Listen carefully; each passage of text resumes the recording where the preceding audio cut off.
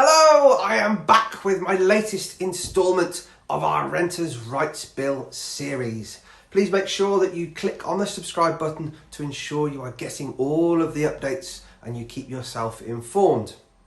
So, a big subject is rent increases. I know this was a concern for many landlords that I speak to, that there'll be some sort of rent cap brought in.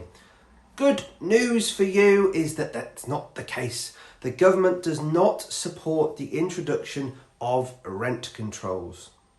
Now, you'll still be able to increase your rent to market rent with 2 months' notice. Now, this has been increased from the current 1 month notice that's in place as well. Now, granted, more notice is required, but if we're organised and plan ahead, this really shouldn't be a problem.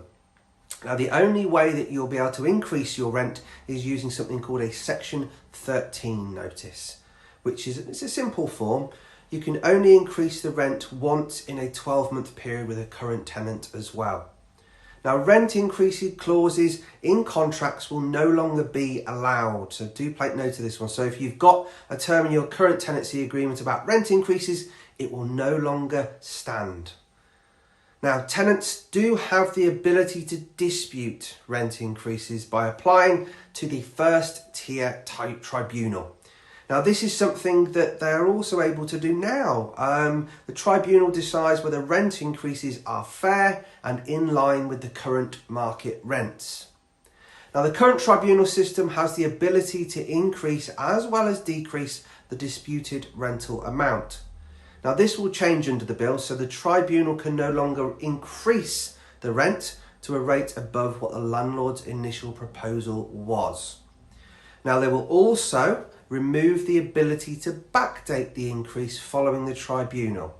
So the rent that the tribunal sets will only come into effect on the date of the tribunal and not from the initial proposed increase date that a landlord may have sent out to a tenant. Now, rent increase challenges are free and will always delay any increase. As evidence from a similar system that's been introduced in Scotland, the likelihood is that there'll be more challenges now from tenants when they get their notice for increasing their rents. Now, the biggest concern is that, with this additional burden on the tribunal system, it's going to grind to a halt unless further investment is made by the government. Now, my advice to all landlords regularly, now as well as in the future, is review your rent and keep it in line with the market rent, or even slightly below if you want the perception of your tenants to be that you're looking after them. If you're not sure you're changing your rent to the correct rent for your property, then schedule a Tenancy Health Check. Free calls that you can have with myself or my team to make sure that you're charging what you should be charging, and also how you can increase those rents as well.